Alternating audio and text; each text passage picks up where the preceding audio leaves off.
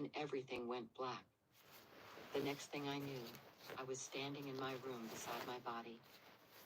I saw the body shaking, convulsing, and foaming at the mouth as I looked at it. I experienced no emotion, as if the whole body thing had nothing to do with me. I turned away from the body and felt a strong pull, as if being vacuumed up someplace. The pull appeared to be coming from a white portal-like circle that quickly opened into a tube of light and drew me into it. I did not fly gracefully through that tunnel. The pull was so strong I tumbled around inside the tube like a particle of sand caught inside a vacuum cleaner.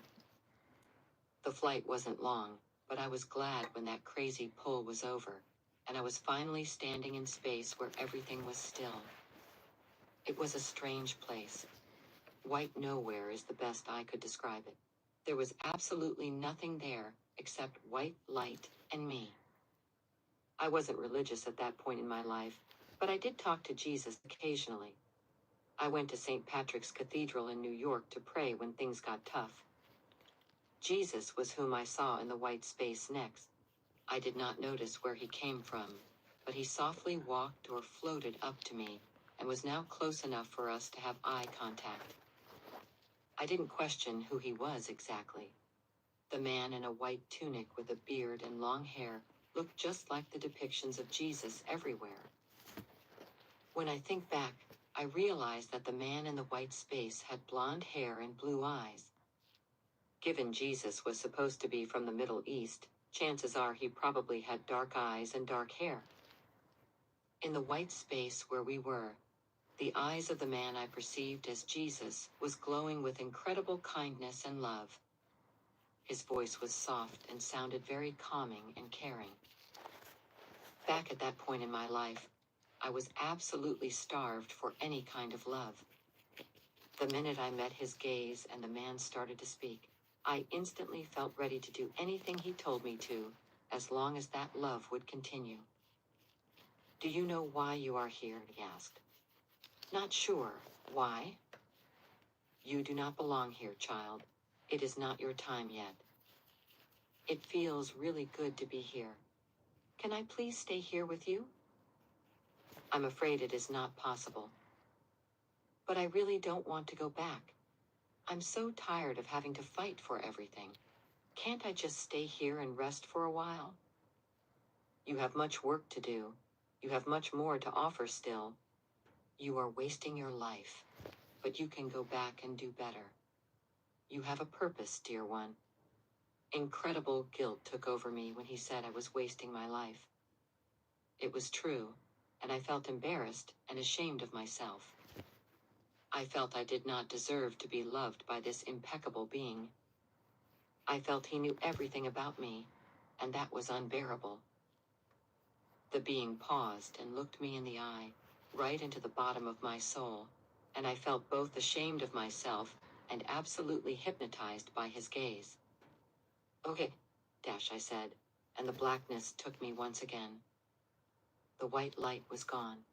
I felt the unbearable weight of my body, the pain, the nausea, the stiffness. I opened my eyes on the couch in my room and found it completely dark. The bottom of my face and coat were covered in dried up white liquid and blood. When I finally gathered the strength to check the time, I learned 22 hours had passed since I landed on that couch. Part 2. Induced near-death experience. The incredible lightness of the white nowhere and the love of the Jesus being I encountered during my near-death experience was unforgettable. More than anything else, I wanted to go back there. I wanted to find a way to somehow experience that same feeling and the state of being again. I became a seeker, asking and looking in all the wrong places. One night, I had a near-death experience discussion with a random person at a bar. I told him my biggest desire was to get back there again. To my great surprise, the stranger said, "I know the way. I know how to induce it. Do you want to try?" This was how I met Damon, the ketamine therapy practitioner. Clinics that offer ketamine therapy are legal and common nowadays in the US, but back then very few people knew about its therapeutic benefits. In general terms, ketamine is a medical drug commonly used for induction and maintenance of anesthesia. It is considered one of the safest anesthetics compared to others commonly in use. Ketamine is traditionally used in veterinary practices, but there is a human variety too. Human variety is used for very small children and individuals whose health conditions do not allow for more common anesthetics. I never heard of it, but my desire for another near-death experience was stronger than the voice of reason. We arranged the time, place, and cost, and my appointment with the near-death experience was set. When the day came, Damon greeted me with a big smile. He had me lie on a spacious leather couch and told me that the experience would only last about 10 minutes. He also said it would feel much like longer and asked me to have no fear regardless of what I saw out there. He assured me that I would be back in my body no matter what happened. Set the intention, he recommended. Know exactly where you want to go. I wanted to go to the afterlife dimension. And so it transpired. The feeling of being vacuumed out of my body, flying through the white tunnel, smoothly this time, and then the lightness and the absolute freedom of being a spirit in a different world. This time around, it wasn't the white nowhere. This space had color, texture, and the feeling of absolute love that I was craving so much. The feeling was coming from all directions. I could honestly say that I believed I went straight to heaven. Beings were around too, all kinds of beings that resembled Jesus I saw in my previous experience. They were all glowing with this otherworldly white light, and I thought they were ascended masters. As I started focusing on them, I noticed the beings were quite busy. They moved around in groups and often surrounded or shepherded other kinds of beings that looked more like confused regular people, although also transparent. It appeared to me that I was observing something like a soul distribution process facilitated by the glowing ones. Preoccupied with others, they paid no mind to me. I liked being the unnoticed observer. I basked in the feeling of lightness, oneness, belonging, and joy beyond anything I've ever known. There was no pain of any sort, no emotional or physical discomfort. It felt like the whole eternity of being in this incredible state went by. 10 minutes later, I landed back into my body, heavy as a suit made of lead. The street term for what I experienced is K-hole. Looking it up, I read, falling into a K-hole is often described as an intense out-of-body or near-death experience. Part 3, Soul Entrapment Theory. Hypnosis. The subject of the afterlife and reincarnation became a big curiosity for me. I started researching it and listening to those with visions and near-death experiences. The stories varied to some degree, but for the most part, they were very similar. By the time I had my quantum healing hypnosis session, I was already aware of the idea that we were in a reincarnation trap, and that the cycle was deliberately preserved and operated by some sort of beings. Dolores Cannon created the quantum healing hypnosis modality. She was the one who first came up with this powerful method that allowed exploring past lives and connecting with the higher consciousness for answers and healing. I wanted to have this hypnosis session to double-check the reincarnation cycle theory for myself and ask the higher consciousness if anything could be done about it. Before we go there, let's recap the reincarnation cycle theory I wanted to double-check. I came to observe and hear from others that Earth is surrounded by a dimensional layer that prevents souls from leaving. This layer feels pretty gooey and is somewhat like a ceiling a soul hits when trying to get out of the Earth plane. This energetic layer or dimension is located past the white tunnel experience. This is the layer where the beings who maintain the reincarnation cycle on Earth dwell and operate. This is the layer where all earthbound souls interact with these beings after death and during near-death experiences. Remember my friend Lee who kept trying not to return? He described that layer as the glass ceiling that you hit but can't get past, and if you try to, it feels as if you are trying to move through a thick jelly of sorts. My present-day understanding is that all of this occurs in what we call Earth's astral plane. Reincarnation entrapment theory suggests that specific beings maintain the system, the handlers of the souls, if you wish. These beings can shapeshift into any presentation they know you'd be the most likely to believe in and follow. Their job is to convince the disembodied souls to continue participating in reincarnation by taking the next life on Earth, or in cases of near-death experiences, by returning to the body. The entire process is presented as the soul's free choice, but in truth, no other choice is offered. Negotiations with the beings go on in circles until they find a way to make the soul accept this choice. In most cases, these beings are perceived and described as the angels. Whether these are the actual life forms known to humanity as the angels, or these are the beings who pose as the angels, is something I cannot answer with certainty at this point. Some theories suggest that these beings are the archons. According to the soul entrapment theory, the entire mechanism is catered toward two things.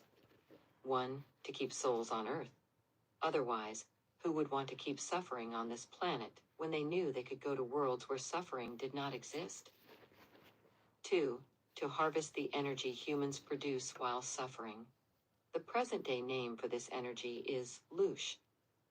If you look up the definition, you will find something like this. Loosh is the energy of human beings that other entities can utilize to feed on.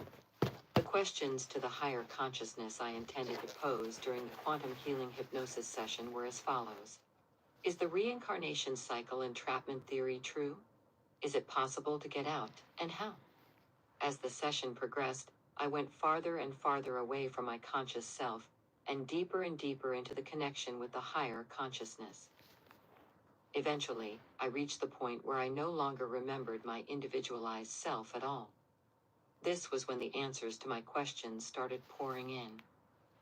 Is the whole reincarnation cycle entrapment theory true? Yes, all of it. Can I get out? Yes, you can.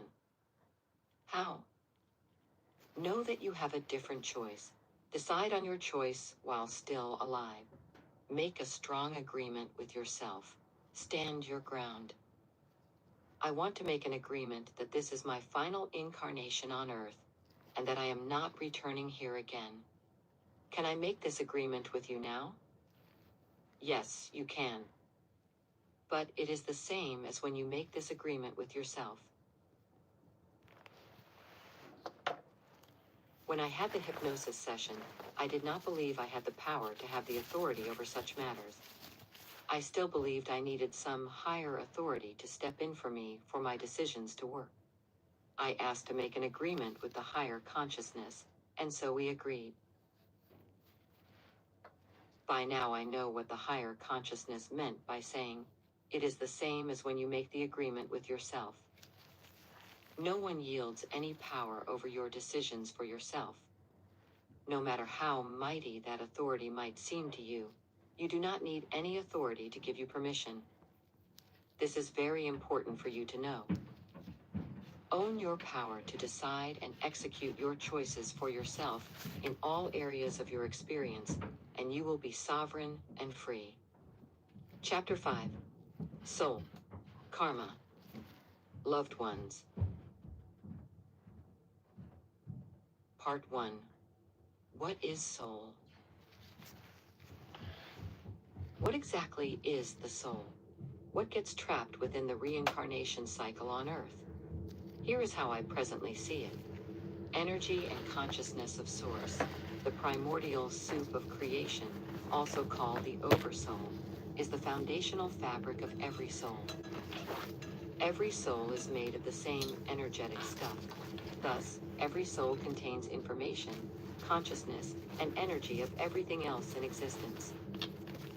This is what spiritual teachers mean when they say, we are all one.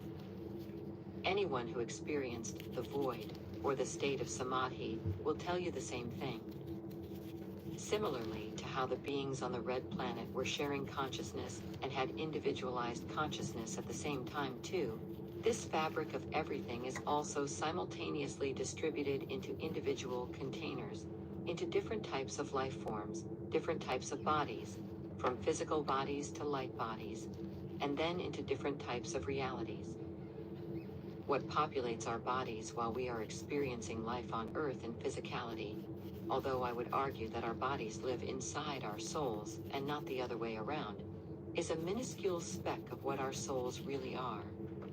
Imagine an octopus. An octopus has a big body and many thin tentacles. Now imagine that the oversoul is the octopus's body, and the part that populates vessels in different worlds are these thin tentacles stretched into all kinds of realities. The tentacles are still connected to the body. They are still a part of that same body and are still made of the same stuff. In other words, I see each individualized soul on Earth as a tiny tentacle stretched into our reality from the vast infinite body of the Oversoul. These tentacles temporarily experience physicality on Earth, or have other experiences in other worlds.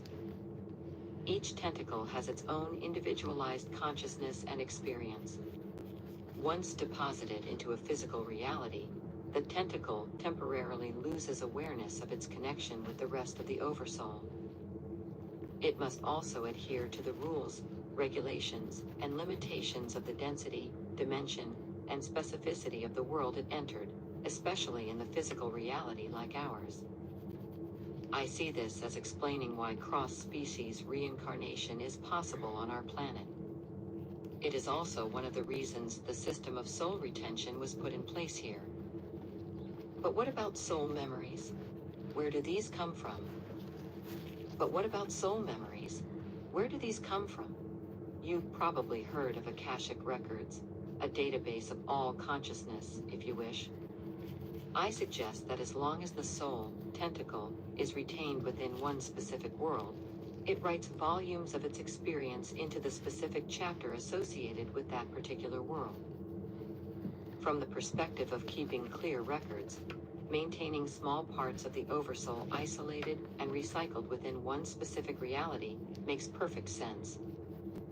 And thus, while a part of the Oversoul is individualized within Earth plane, everything this soul has experienced within this plane is easily accessible and is utilized to keep the reincarnation cycle going from one life experience to the next. These soul records are a part of the proverbial Judgment Day, and are used by the cycle keepers to convince the soul to return to Earth and do better the next time around.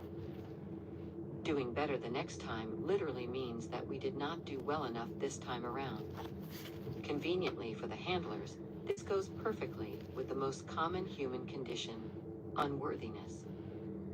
Guilt-tripping souls into taking more incarnations on Earth and pressing the idea of not good enough is the mechanism heavily utilized by the handlers.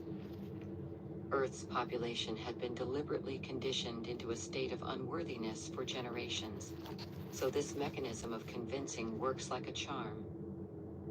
From the very inception of the human race in all belief structures, we had been trained to believe we are secondary to the gods, regardless of the form these gods took.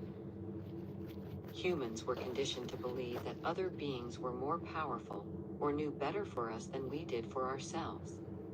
Humans saw themselves as inferior to the ones who could turn spiritual tricks, burn the bush, talk from the clouds, materialize and dematerialize in front of their eyes, etc. This kept the humans subservient and obedient to the ones who handled them.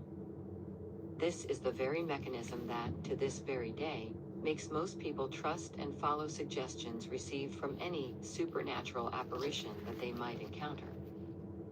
The same conditioned default behavior kicks in once we face the angelic-looking beings telling us to return to Earth. This default behavior is something to be aware of and watch out for. The not good enough conditioning has been further compounded by an additional layer added in the recent 150 to 200 years. This was brought in by industrialization and the need of the industries for consumers. And thus, the heat under the chase for feeling good enough was turned up with crafty marketing campaigns that led the people away from themselves and into looking for their worthiness in the products and the jobs the industries provided. Those who lived their entire lives with a sense of unworthiness, constantly reinforced from all directions in our present-day reality, those who did not manage to overcome this conditioning before passing, will be especially vulnerable to the guilting and convincing techniques reincarnation cycle keepers use. This brings us to the idea of karma. Part 2. What is karma? The concept of karma is brought to us by the Eastern traditions of Hinduism and Buddhism, and is also well known in the West. These traditions describe karma as the summary of a person's choices, deeds, and actions that decide their present and future fate. That fate includes the consequences a person must experience as a result of their actions. In other words, a punishment of some sort for not being good enough. The whole idea of karma quite literally means that if a person caused suffering to others during their life, which in one way or another most of us do, then this person has to pay off this karma in a different life, where they are the ones who are now suffering.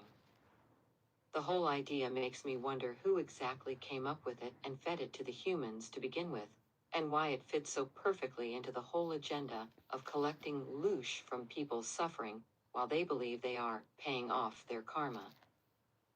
From this perspective, I would suggest that the idea of facing one's karma, also known as Judgment Day, is an artificial construct generated to keep the reincarnation cycle going.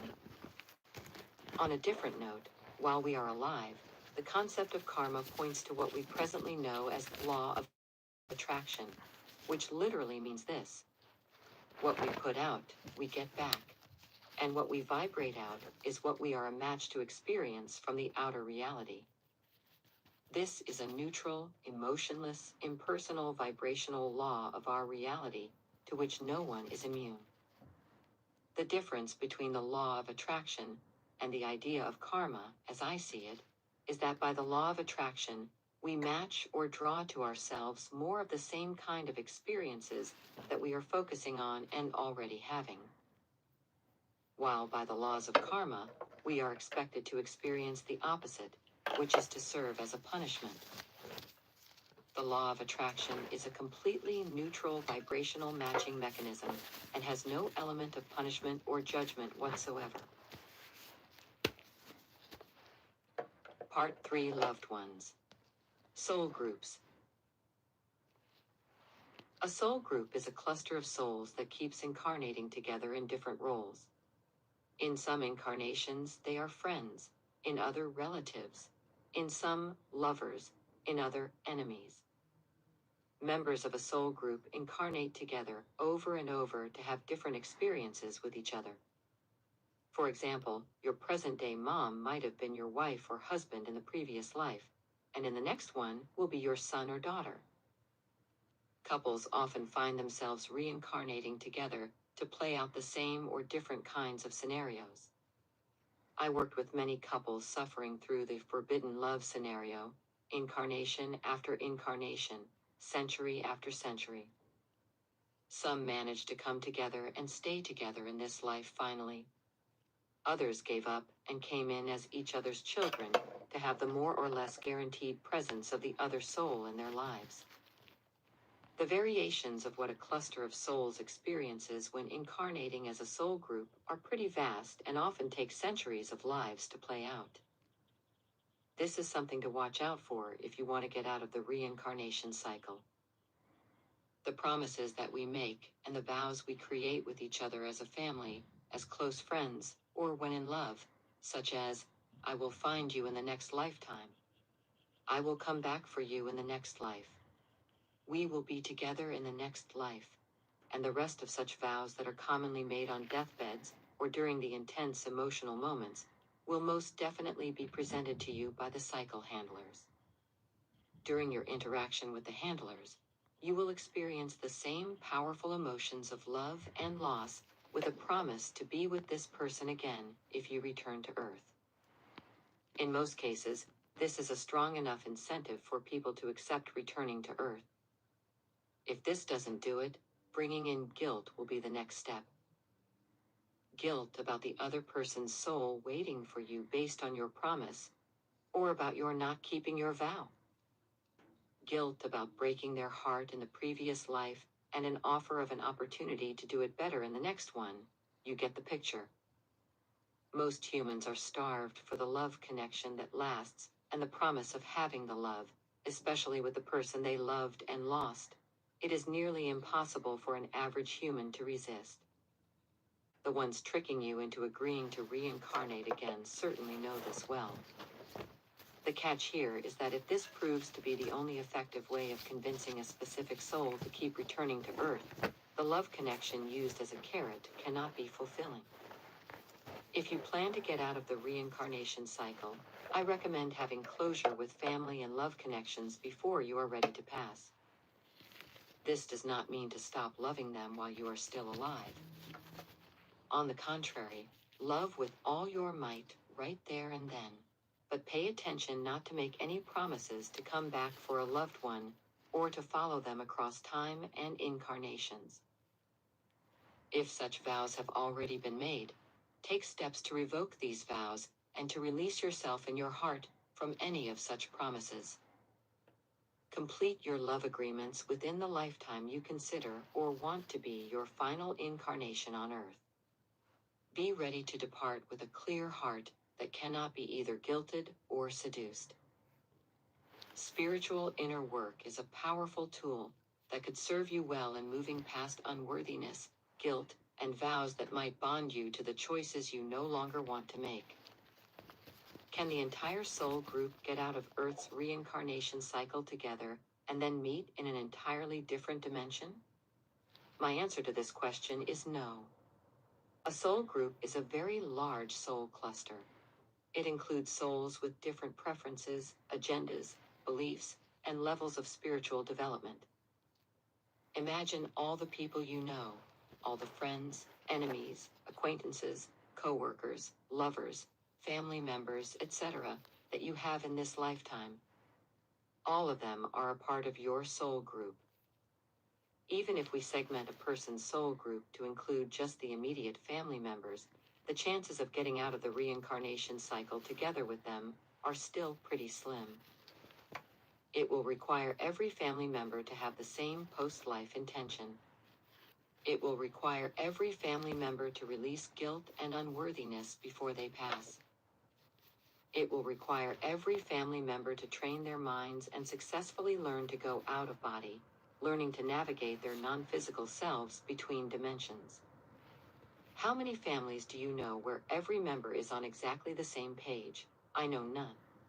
But if your family is all of the above, and every member is willing to do the prep work with you during this lifetime, then the answer for you personally is a yes.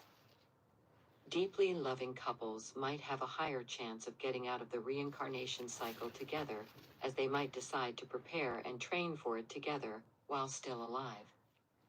Yet, even with this decision, many variants exist to their individual success. If you are a part of a loving couple where both partners meditate or engage in any other spiritual practices, you might know that your partner's experiences are different from your own, same as their ability to achieve a specific outcome. For example, you might notice that you can easily slip in and out of your body, or quiet your mind to get into a state of deep meditation, while your partner struggles to get there. In other words, I will suggest that in most cases, departing Earth plane successfully is a solo endeavor. Earth connections are for learning and growing on Earth.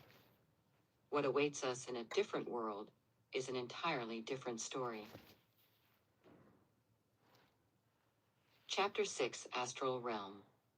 Quantum Travel. The Trap. Part 1, Astral Realm and the Trap. My intention is not to teach you how to astral project. You might be able to teach yourself like I did. There are also wonderful specialists who can teach you if your own efforts fail. If astral projecting resonates with you, I recommend reading the books by Preston Dennett. That said, read on and you might change your mind. My intent with this chapter is to give you an overview of the astral plane in reference to the reincarnation cycle. As far as many other surfers of dimensions, and I well know, Earth is surrounded by what is commonly known as the astral plane, or the astral realm. This plane is a non-physical layer, or reality populated by lots of non-physical life, that has everything to do with Earth. The astral plane is the realm where Earth-related spirits of all sorts live and dwell. Human beings are capable of projecting or traveling in this dimension in our non-physical form, called the astral body. Astral travel is linked directly to the ability to function as an astral body separately from one's physical body. When we do that, we become somewhat like ghosts, visible to some, invisible to most, and fully functional within the astral realm. In my experience, traveling in one's astral body is limiting, as it confines us to accessing the upper and the lower astral planes, but not much else. These planes appear to have a ceiling of sorts, a membrane that separates the astral world from the higher realms of consciousness. The movement of the astral body within the astral plane is relatively slow compared to other forms of spirit and consciousness travel.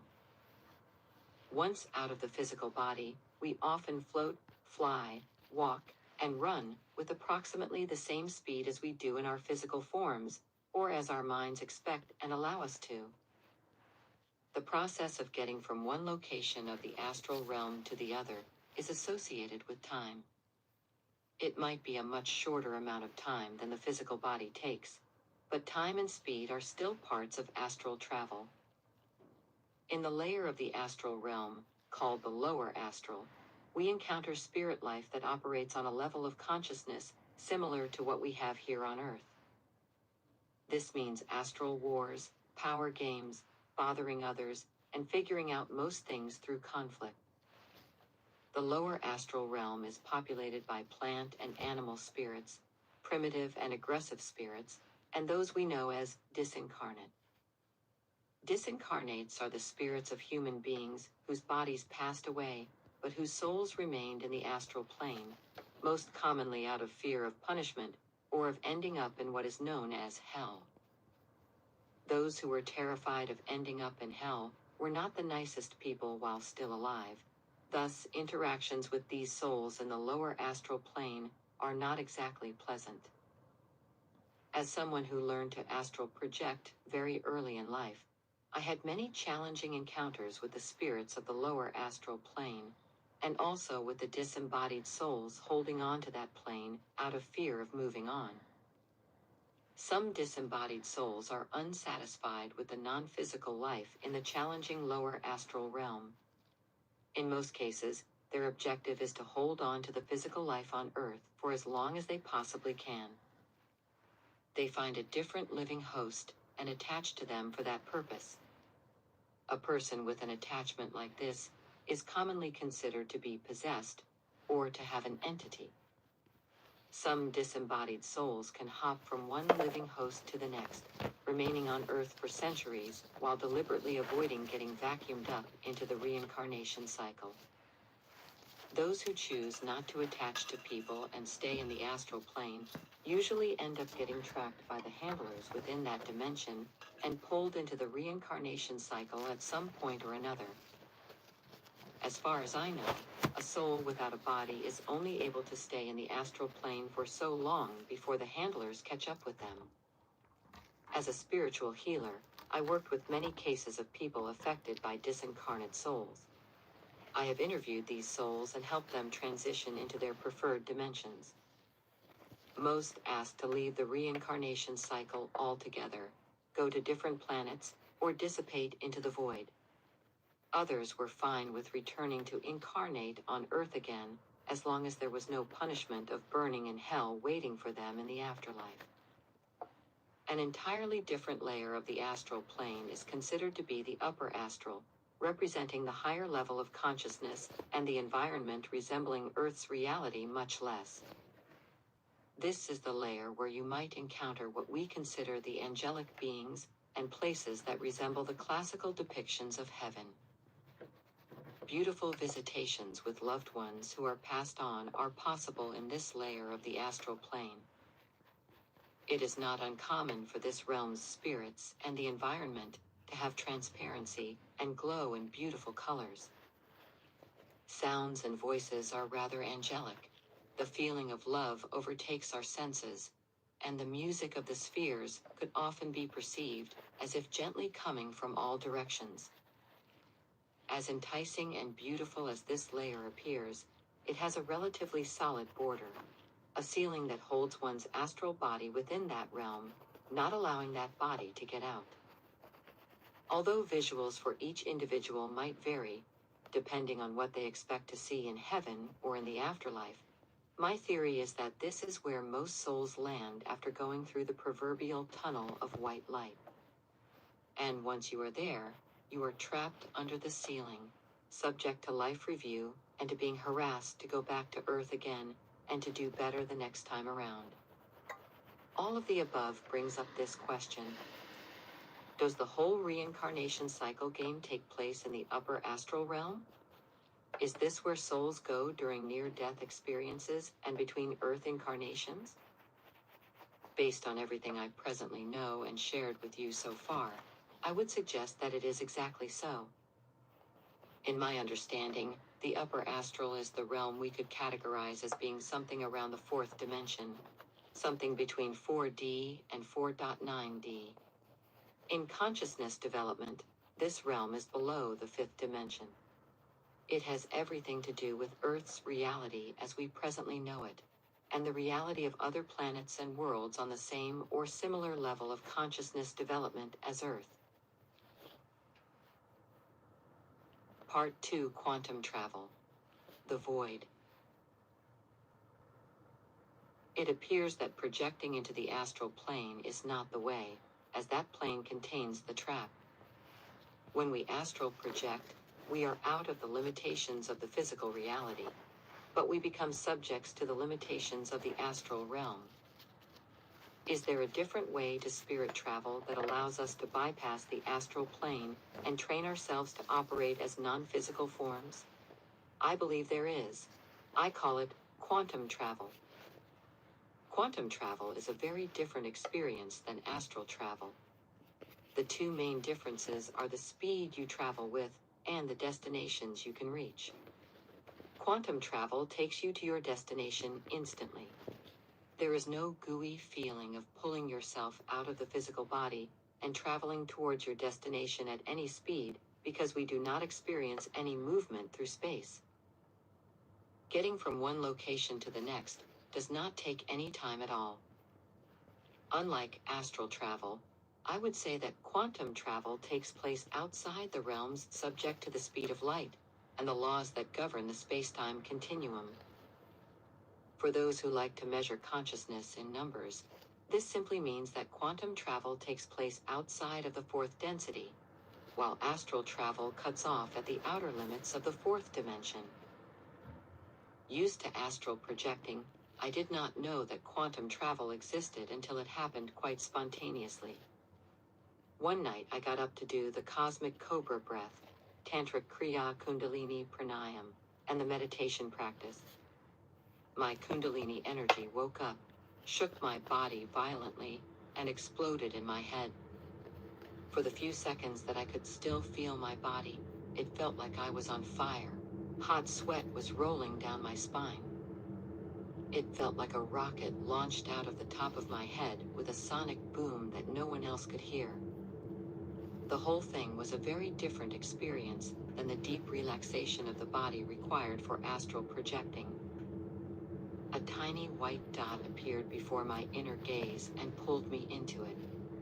It was not at all like the tunnel of white light I'd seen before. Although the space I instantly ended up in was completely black, as if nothing at all was there, I could sense the presence of everything encompassed within it. I no longer had my identity or personality. My awareness of myself and my body was gone. I, as I know myself right now, dissolved completely. I was nowhere, yet I was everywhere all at once, absorbed into the black space that encompassed it all. I was a part of the primordial field of the energy that creates and sustains worlds. I was within the very fabric of reality. This black space is commonly known as the void. Experiencing the state of the void in the Buddhist and the Hinduist scriptures is called the state of samadhi. The Hinduist and the Buddhist scriptures and the traditional advanced yoga practices refer to the state of samadhi as the highest goal of human spiritual development, the ultimate union with the divine. It is considered to be the final stage and the purpose of the entire human journey. Finding yourself in the state of samadhi, or as a part of the void for the very first time, can be a bit eerie. The human mind, used to living within Earth's reality, wants company, objects, and landscapes. None of it is present. As you allow yourself to acclimate and fine-tune your perception, you will feel and know that nothing at all is missing within that incredible state. You will not be blacked out, you will be fully conscious, but your consciousness will no longer be limited or localized to who you are as a human being. The indescribable peace, the highest level of unconditional love for all, the boundless freedom, and the presence of the consciousness of everything. This is what you will experience within the state of the void. The rest of this experience is beyond anything that could be put into words. My personal desire for the end of this final incarnation is to be just that. I want to be the pure energy of the void, without taking on any form whatsoever. Here is the cherry on top for those not attracted to the same idea. Given that the void is the state of reality that literally encompasses everything, you can navigate from there and visit any world you wish once you are in it. This discovery was exciting enough for me, and was exactly what I did for the first many years after first experiencing quantum travel. I wanted to explore the potential of the void. And explore, I did. Part 3. Quantum travel, how and why. Based on my experience, bringing yourself to quantum travel requires you to engage in practices that awaken your Kundalini energy and take you out of your physical body. Kundalini energy is quite literally our life force. It is the same energy that we know as sexual energy. It is the same energy that creates life when children are made. This energy gives us vitality. It is a powerful creative force. In most of the population, this energy is semi-dormant, concentrated in the root chakra at the bottom of the body. In general terms, this energy fuels our sex drive, but when brought out of the lower body and into the upper, it can also serve as the rocket fuel that fuels our out-of-body experiences. The rapid rise of Kundalini energy into the upper body can make our entire spirit form shoot right out of our physical form. I have to warn you that this experience is not gentle at all. Your body, ego, and mind will resist it with all their might. As you start your practice, you will find all kinds of obstacles popping up, from not wanting to do it or thinking that you do not have time, to insistent mind chatter, sudden need to use the restroom, unexpected pains, or an array of strange symptoms that the body might produce. This is because the body is not at all interested in you getting out of it and venturing anywhere too far. The mind-ego-body team keeps you safe within the constraints of physical reality. Their direct job is keeping your spirit inside your physical form. Your ego, mind, and body perceive your getting out of the body as a direct threat to their very existence, and thus all kinds of weirdness are possible to prevent you from going anywhere. Know this, and let your intent to do the practice be stronger than anything your mind, body, or ego can do to distract you. Be in charge of your choices, and know that as uncomfortable as the whole thing might get at the beginning, the game is most certainly worth the candle. The good news is this. If you choose to continue and stay with it for a while, all of the interfering symptoms will eventually subside. Your body, ego, and mind will learn that you are indeed coming back every time, and they will stop bothering you. Teaching yourself to have out-of-body experiences at will, and to quantum travel the worlds outside of the Earth plane, gives you the advantage of experiencing for yourself what is possible outside of the astral plane and our immediate reality. It also gives you the most fascinating experiences you could possibly imagine. Quantum travel allows you to explore and choose your post-death options while still alive. In other words, it trains you for the day of your final departure. When you are comfortable leaving the body and going wherever you yourself prefer, you are no longer subject to being shepherded by anyone. Quantum traveling is very different from astral projecting. It bypasses the entire astral realm altogether. Thus, you are out of the trap. On your final day, the process of getting out of your body will be familiar to you. You will do the same thing you already know, except no intense breath work will be required this time. Same as you do during your regular out-of-body experiences. You will leave your body and quantum travel wherever you prefer, but this time you will not return to Earth. The additional benefit of training yourself to go out of the body at will is that it will help eliminate any fear of death you might presently have.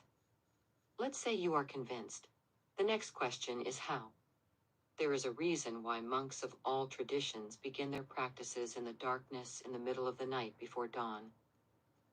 The hours between 1 and 4 in the morning are considered to be the sacred hours when the access to the divine is direct.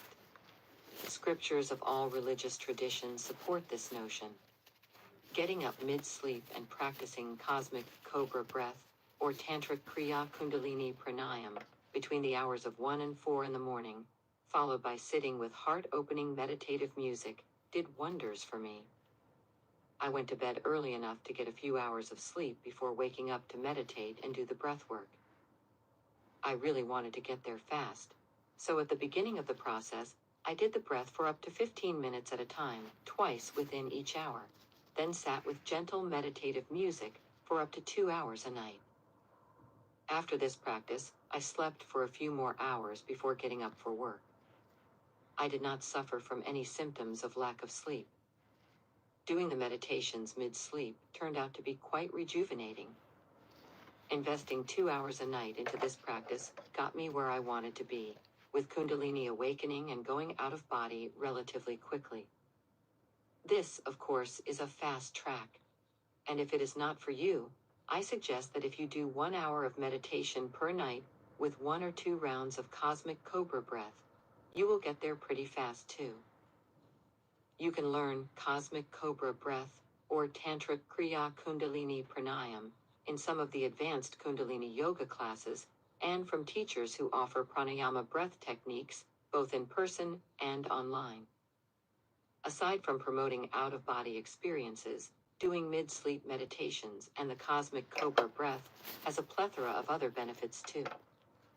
The whole thing might seem like a stretch at the beginning, but I promise you that the body gets used to it. There is going to be a point when you will no longer need an alarm to wake you. Your body will wake up on its own, and your mind will be excited to do the practice. At present, I still do 7 or 8 minutes of cosmic cobra breath, and sit for about an hour with meditative music every night. The key factor for this practice is to remain in the darkness. Do not turn on the light when you get up to meditate mid-sleep.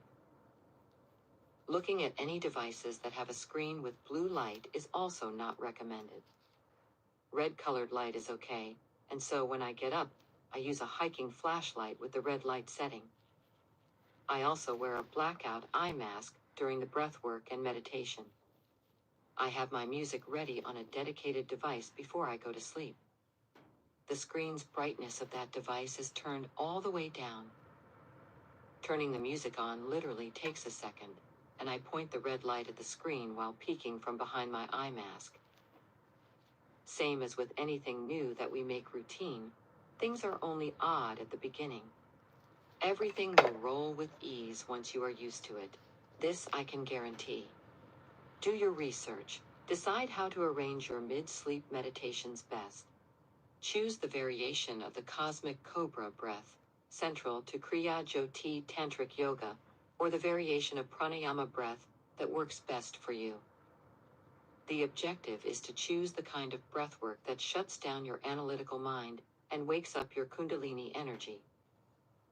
If figuring this out on your own turns out to be too much, I encourage you to look into the life-changing work of Dr. Joe Dispenza. Dr. Dispenza offers scientific explanations of how and why these ancient yogic practices work. He also has guided variations of mid-sleep meditations available for purchase.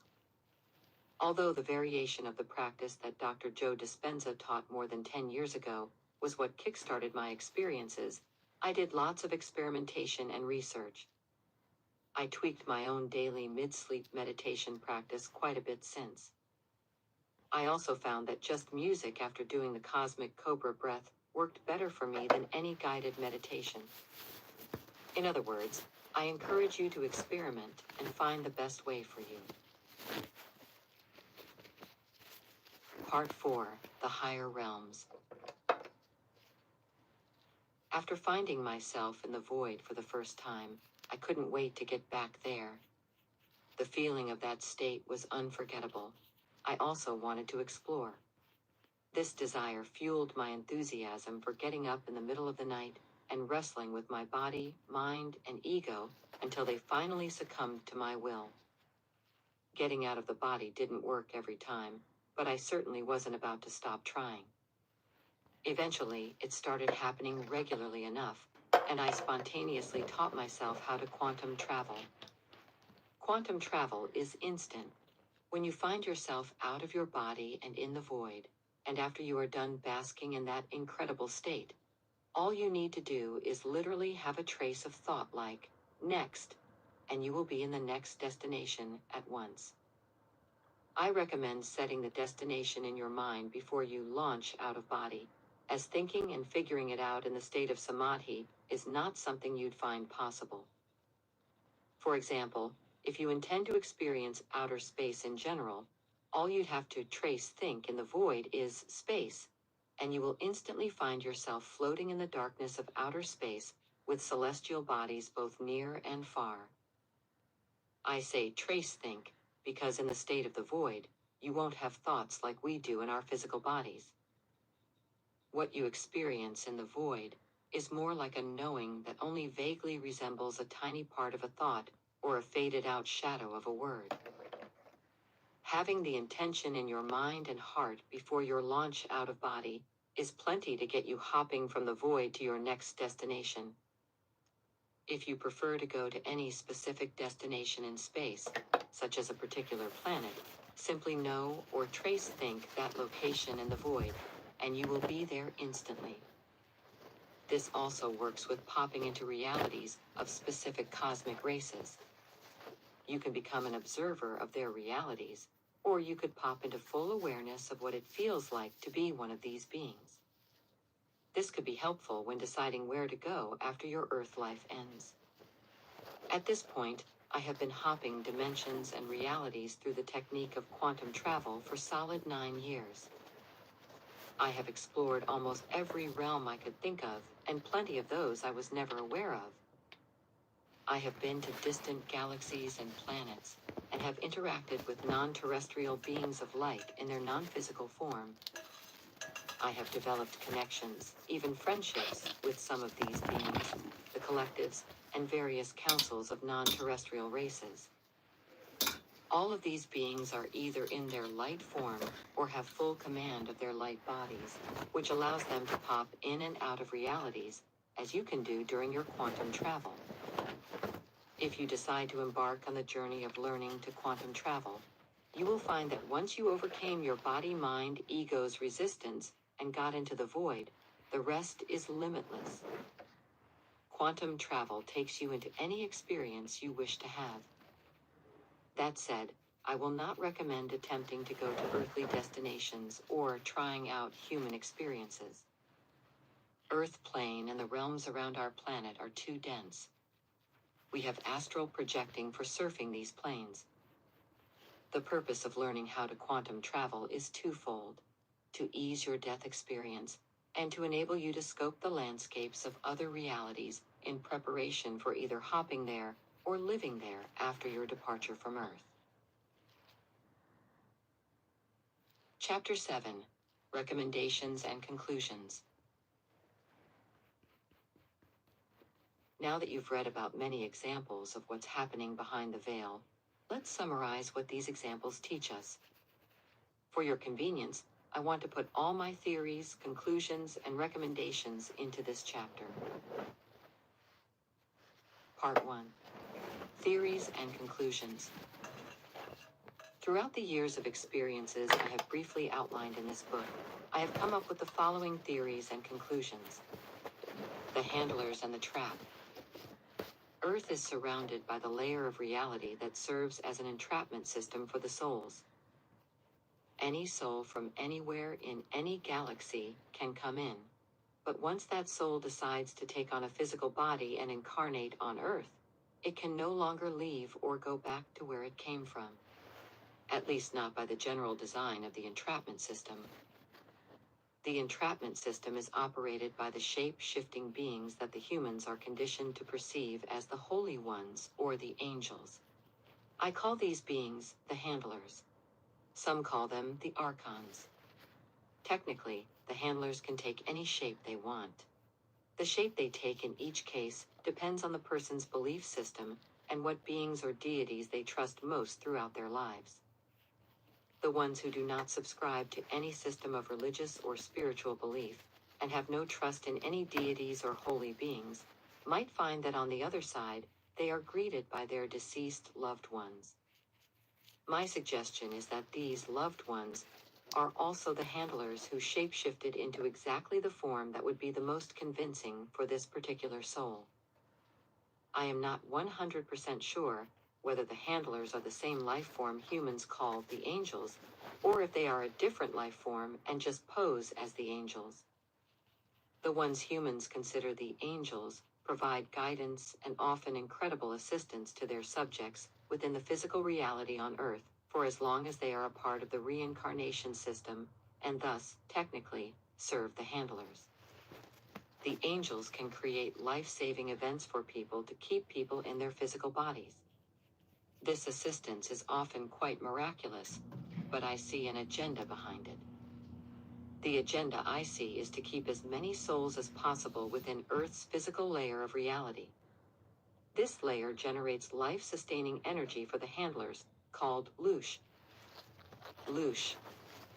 Loosh is what human beings produce when in emotional turmoil, fear, guilt, unworthiness, war, conflict, pain, drama, and suffering of all gradations. Guilt, unworthiness, and suffering have been normalized as a part of the human experience and are promoted from all directions. Just think about the ideas so common in our reality that we no longer notice, such as no pain, no gain, love hurts, not worth it if you didn't suffer for it, etc. The inferiority of the human race to the handlers is promoted in religious texts, which makes people look up to them and be eager to do whatever they say. Unworthiness is also the foundation on which most of the present-day industrial complexes stand and is heavily utilized in marketing. If we zoom out and closely examine our key beliefs on Earth, we will see that these beliefs prepare people for submission to suggestions of the handlers when we face them after death.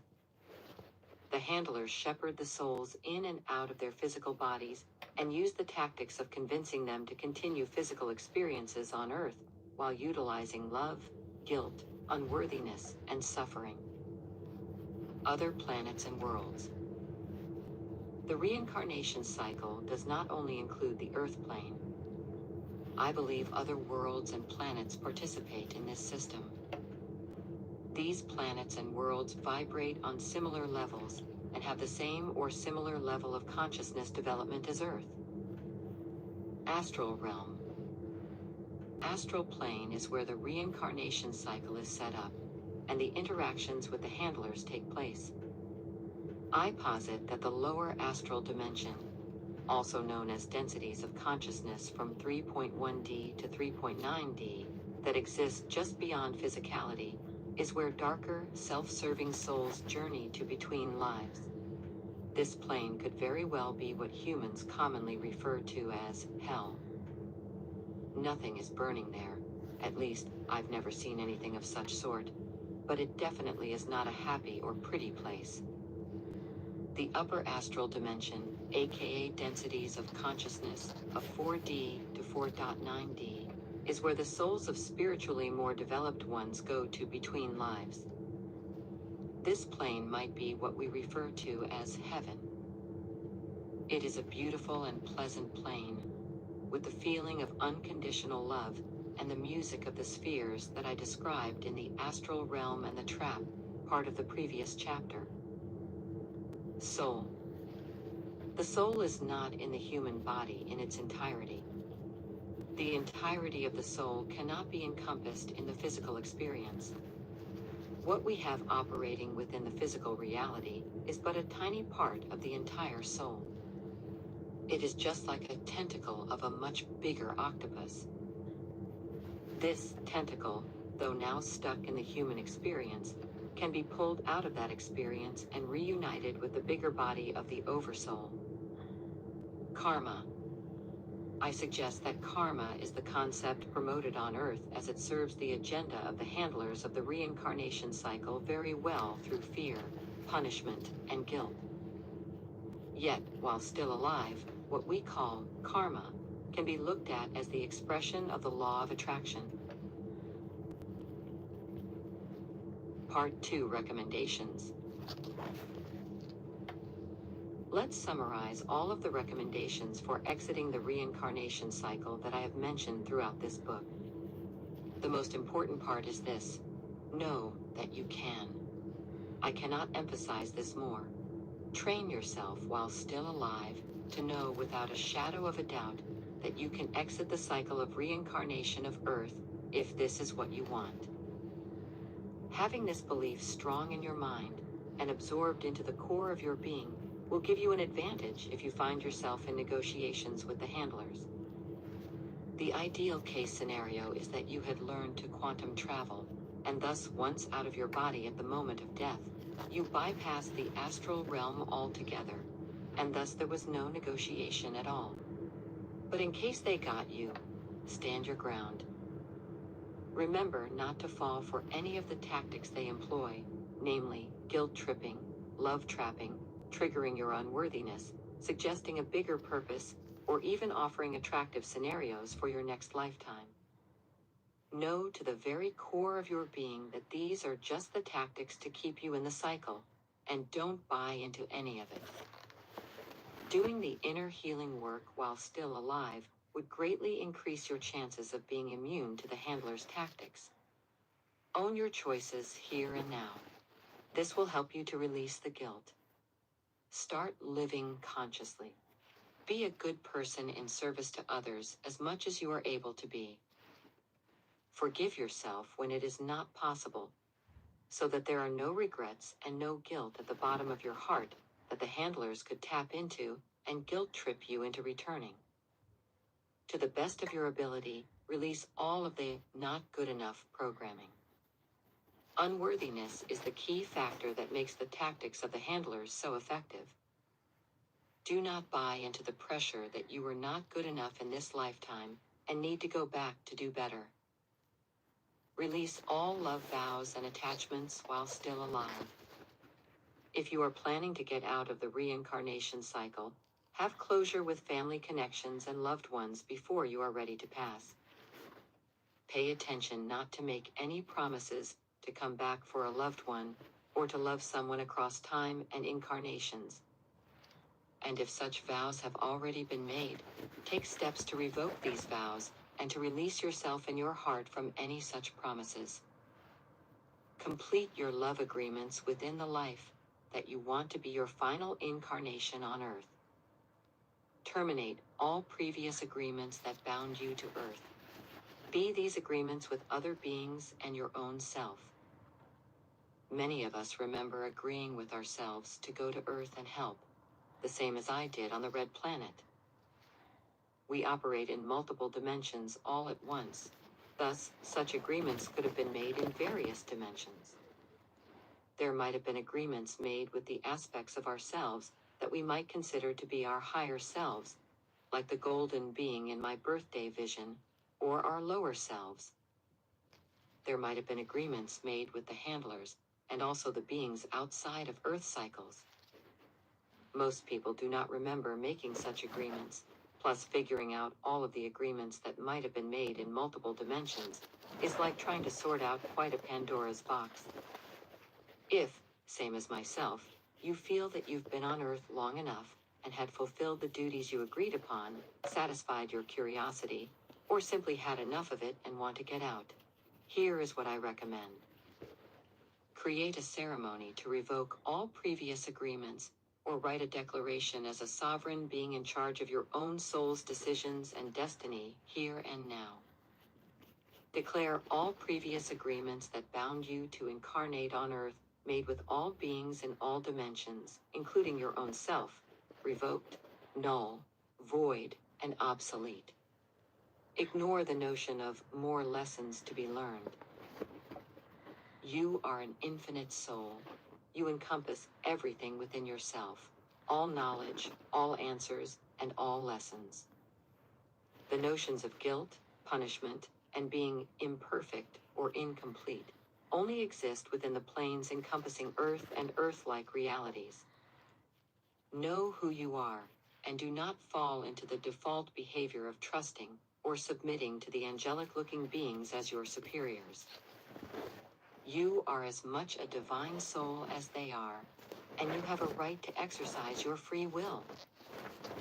If your free will and earnest desire are to continue living on Earth, so be it. But if it is not, you don't have to do it again.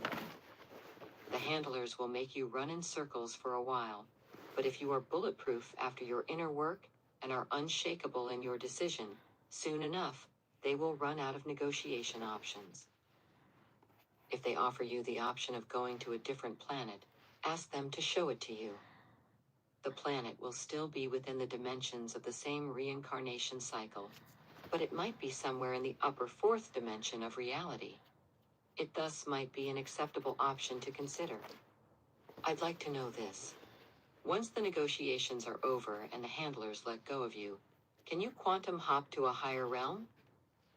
This, of course, would be the ideal case scenario, and thus I encourage you to teach yourself how to go out of body at will, and to navigate your non-physical self while still alive. Quantum travel and what it offers you are covered in depth in the previous chapter. Part 3. Can we just leave? The question that I get asked a lot is this. Can you quantum travel out of the body while the body is still alive and not return to it? For the vast majority of us, the answer is no.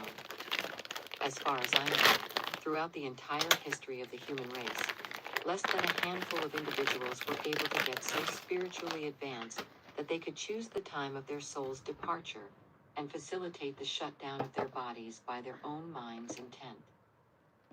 These people spent their lives in dedicated, advanced spiritual practices, mostly in Buddhist monasteries, along with many others who also practiced but still did not succeed in reaching this level of control over their spirit and matter.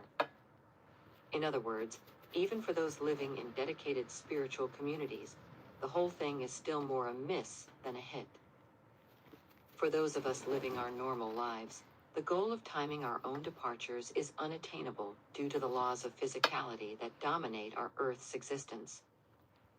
It appears that these laws dictate that our body's lifespan determines how long we are to stay within each incarnation. Venturing out of the body is fine, but we must keep returning to it until the body is ready to let go. Venturing out of the body is fine, but we must keep returning to it until the body is ready to let go. Part 4. Where can we go after death? As far as I presently know, there are a few options for where a soul could go after leaving the body at death. Back to Earth. If Earth is the place you love, you can return to it and have Earth lives as many times as you wish. After your body passes away, you will meet the handlers, go through a life review, and accept the next cycle of Earth incarnation for yourself. Whether trapped within the reincarnation cycle or going willingly, the general rule is, you will not be incarnating again immediately. There is some flexibility to how much Earth time a soul can take before returning for another physical life. Some souls prefer to rest within the astral realm for a while. Thus, a number of Earth years might go by before they have a brand new body again. Time does not feel the same in the astral dimension, and thus 10 years might go by on Earth, while for the soul, it feels like a short walk in some beautiful astral park. From my experience of doing past life readings, I've noticed that the most common amount of time spent between physical incarnations is about 3 years. Yet those who died suddenly at a young age, like due to accidents, etc., generally take very little time in between incarnations. They often come right back into their own families as new children. Disincarnates. Some souls resist being pulled into the soul distribution space and become what we know as disincarnates. Disincarnates might be able to get away from the handlers within the nooks and crannies of the lower astral plane for a while, but the handlers catch up with them eventually. To prolong one's stay on Earth and not go into the astral realm after death at all, the soul of someone deceased would have to attach to a living person immediately. In my practice, I have encountered the ones who had been moving from one living host to the next for centuries. Doing this will protect the soul from dealing with the handlers or going into the lower astral dimension, but it is a desperate option, and I am not recommending even to consider it. Planets of 4D 4.9D. At the end of your negotiations with the handlers, you might be offered an option to go to one of the planets similar to Earth. The planets offered will still be subject to reincarnation cycle rules, but they might be somewhere in the upper fourth dimension of reality, and thus more peaceful and comfortable than the Earth plane. This could be an acceptable option to consider if nothing else is available. Worlds of higher realms. I am absolutely convinced that those who taught themselves to go out of body at will and to quantum travel to distant places in the cosmos can scope realities that they can hop into at their final moments. It isn't as challenging as it sounds, and this method makes an infinity of post-life options available. I recommend that you make no hasty decisions and explore the worlds of higher realms while still alive. There are worlds where there is no war, where the beings live in harmony with themselves and all the life forms around them, where, by the play of one's imagination, anything can be created out of the fabric of reality, folded back into itself, and dissolved, only to be created differently again. These worlds are on the level of consciousness unknown here on Earth.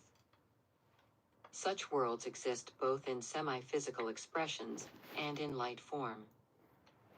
Once you leave your physical body behind, you will also be in your light form.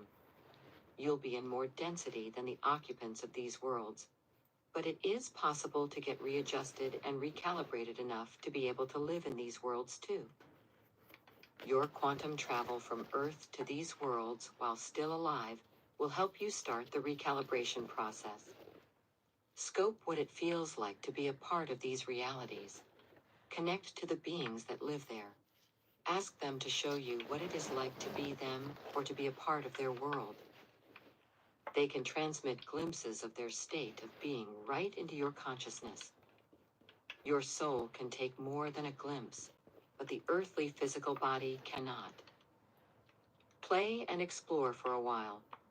Then decide for yourself which world, planet, or reality feels the best to you, and direct your non-physical form there, right as your earth body takes its final breath.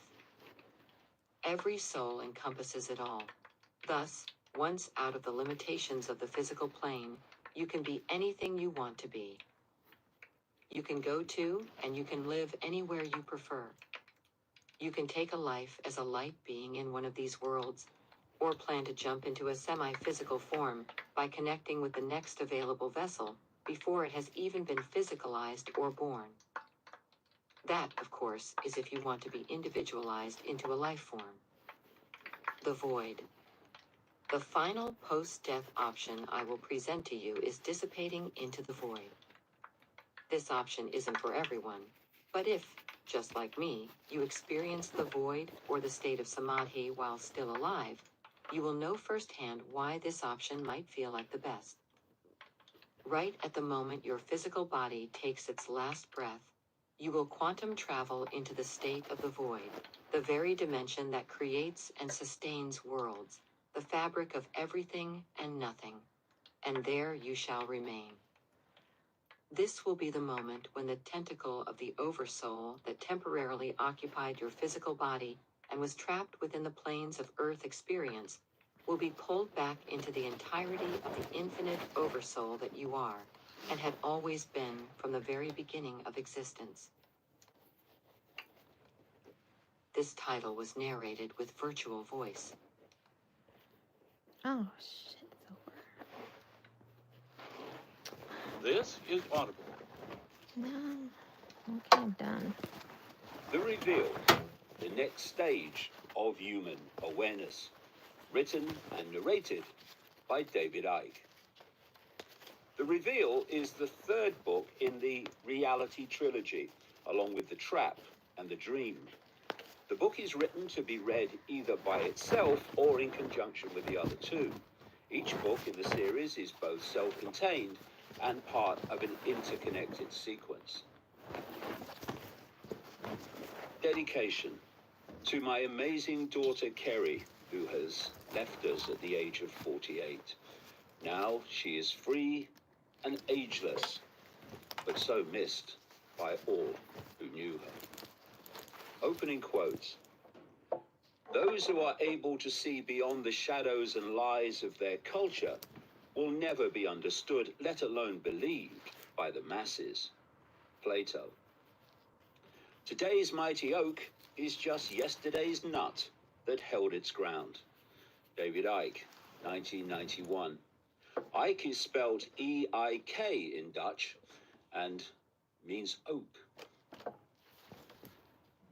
Is not this world an illusion? And yet it fools everybody. Angela Carter. This is your last chance. After this, there is no turning back. You take the blue pill, the story ends, and you wake up in your bed and believe whatever you want to believe. You take the red pill, and you stay in Wonderland, and I show you how deep the rabbit hole goes. Morpheus, The Matrix. Chapter 1, Mind Prison. Top of chapter quote. We are captives of our own identities, living in prisons of our own creation. Theodore Teabag Bagwell in Prison Break.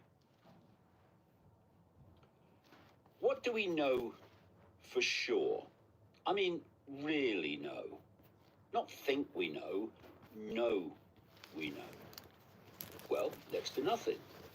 We live in a world in which we are fed a constant stream of illusion, and our illusion-infested thoughts and emotions then manifest the illusory experience that we falsely believe to be real.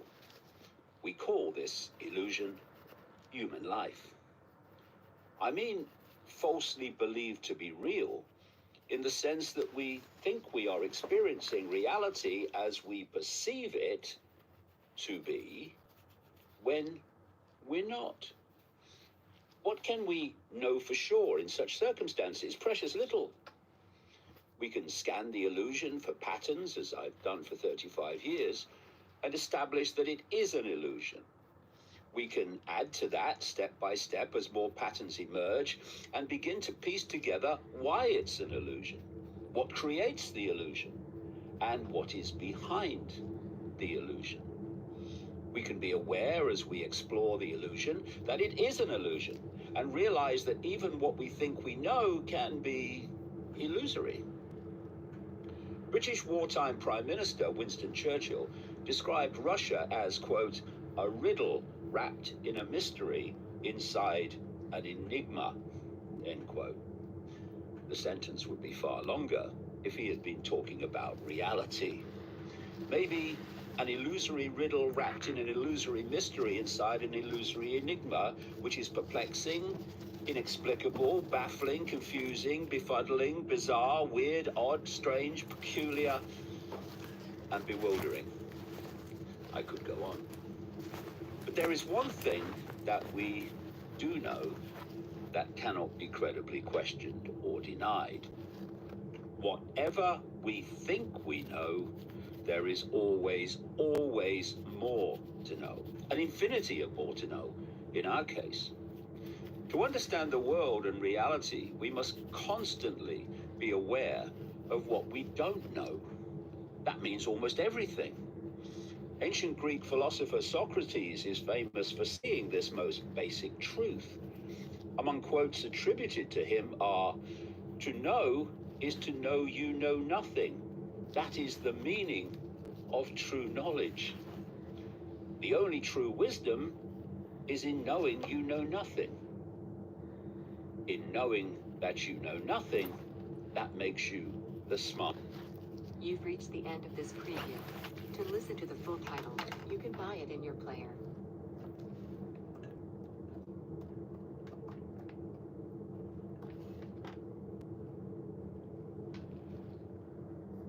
Here's another recommendation based on your listening.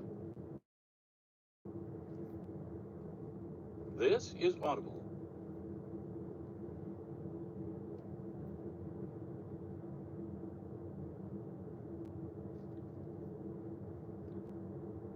Artist of all. These words are most obviously correct, and this awareness has driven me and everything that I've done in the last 3.5 decades since my extraordinary awakening, which I describe in The Trap. Humility is the foundation of this. The humility of saying, I don't know, so what don't I know? This propels and inspires you to seek out what you don't know. There is never a point where you say, I've got it. You realize that this is the biggest illusion of all, and one that entraps vast swathes of humanity in a perceptual prison cell of, I know. Exploration is over once you believe that. Why should I explore what I don't know when I do know? American historian Daniel J. Boorstin said, quote, the greatest obstacle to discovery is not ignorance, it is the illusion of knowledge, end quote. Unwavering belief that cannot be questioned and the human need for certainty amid blatant uncertainty are the very keystones of religion, including the religion that we call science. They both seek certainty in an infinite reality of infinite possibility, infinite potential, infinite uncertainty. How is certainty even possible if perception dictates behavior and experience? The only certainty must be uncertainty, must be choice in its deepest sense. Uncertainty is the gift that brings new experience, and with new knowledge, awareness, and the potential for wisdom. We must make peace with it. Curiosity drives us to embrace uncertainty, to seek out the cutting edge and go beyond it. Cliff Morgan, the Welsh rugby legend, said to me when he was an executive at the BBC, David, never lose your sense of wonder. I never have. Lose your sense of wonder, and you lose your sense of life. I've been exposing since 1990, to great hilarity and dismissal until relatively recently, that humanity is controlled by a non-human demonic force that works through a global network of secret societies to hijack the perception of the population. I call this network the global cult. We will see throughout this book how control of perception is the foundation of all control. Secret societies fiercely impose their own compartmentalization of knowledge to ensure that only the inner circle knows how the pieces fit, and even then, not all of them. These are the secret society compartments known as degrees. The most elite secret societies are so secret that almost all of their members have no idea of the real reason for their existence. Only the inner core or circle knows that. You can accurately symbolize this covert structure as a spider's web of secret societies and semi-secret groups, with a spider at the center, directing events and dictating its agenda for humanity. The web has been manipulating humanity towards a dystopian society founded on a world government dictatorship. I warned about this from the wilderness for a long time as the agenda unfolded covertly. Since the advent of the COVID hoax, the direction we are being taken has become ever more obvious. The web structure can also be portrayed as a pyramidal hierarchy. The controlling core is at the top, and each succeeding level below them knows less and less until you reach the mass of humanity at the bottom. They are manipulated to know next to nothing. Each level obeys orders from the one above and imposes them on the one below. Down the hierarchy this goes until you reach the masses. At this point, the will of the tiny few at the top is, quote, imposed on the entire population. And all that it has taken is a sequence of imposition and acquiescence. Cult demands are not so much imposed as obeyed into being. We have two worlds within human society divided by their very different access to knowledge. Advanced knowledge is passed through the generations of the inner core of the cult about the hidden nature of reality and the cult plan for a global dystopia controlled by artificial intelligence, AI. The rest of the web is aware only of what they need to know to make their specific contribution. A cult means hidden. Perception transforming knowledge must be hidden from the people you seek to enslave. These non-cult billions in the other world are subjected to lifetimes of knowledge suppression through the cult-created and owned education system and media. I've described the cult in enormous detail in previous books going back to the early 1990s, and since the second half of that decade, how a non-human demonic force in another dimension of reality is ultimately dictating the direction of human life. We are talking about a very few controlling the very many. Add the demonic entities beyond human sight to those few secret society members that fully understand what they're doing, and the maths becomes laughable. The controllers are dramatically outnumbered by the controlled. The demonic few must control the perception of the population if they are to prevail. They do this by hijacking the individual and collective consciousness of their targets. We have a human reality in which control of perception is constantly pursued through control of information from which those perceptions are formed. This is the reason for today's mass censorship, which is planned to dramatically increase from 2024 onwards, and especially through the implementation of AI. From perception comes behavior, and from collective behavior comes human life. Control perception, and you control human experience. The story goes deep into other dimensions of reality, far deeper than even 95% of the alternative media understands, let alone the mainstream. We are going deeper than I think any book has gone in presenting the totality of the human plight, with always more to know, and build on the revelations in The Trap and the Dream. I want to start in the human realm of the illusory physical and what is termed everyday life, to show how perceptions at this level are manipulated. This will include the exposure of alternative information and big names that are helping, some knowingly, most unknowingly, to divert people away from the core knowledge they need to have and into irrelevant byways of politics and little picture obsession. We will then delve deeper into those other realms from where the plan is all ultimately orchestrated. A key to perceptual control is manipulating the human targets into a sense of certainty that is solid gold wrong. If you can also get them to worship what they think is their God while they are actually worshipping you, the demonic, so much the better. This is happening, as I will explore.